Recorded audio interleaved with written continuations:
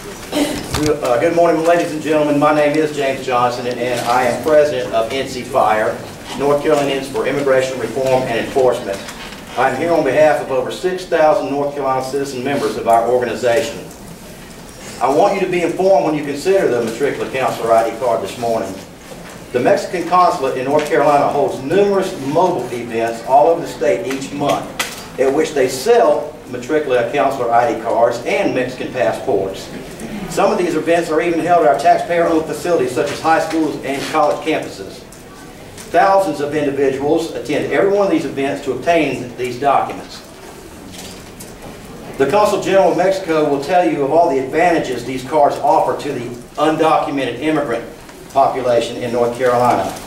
How the cards, quote, help them assimilate into society by opening up bank accounts, obtaining library cards, entering public buildings, obtaining business licenses, registering children for school, etc. Well, they do, and that's a problem.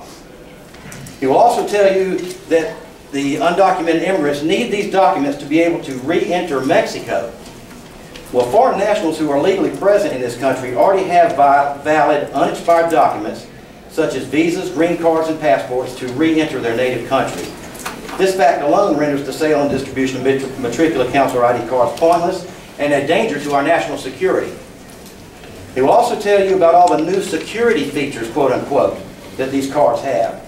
Well, this is to prevent counterfeiting only.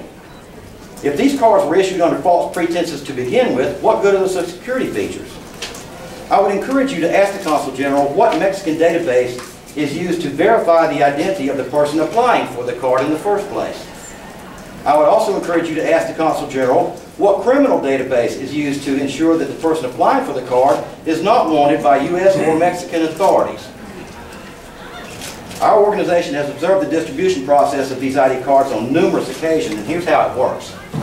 The applicants come forward with their documents, such as suspect birth certificates and social security cards, along with their application fee. It is accepted as is, and within 2 to 3 minutes they have taken your picture and presented you with a Matricular Counselor ID card and or a Mexican passport. It is that quick.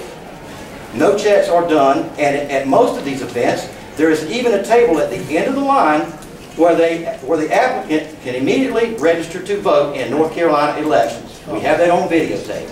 WSOC TV out of Charlotte has that on videotape.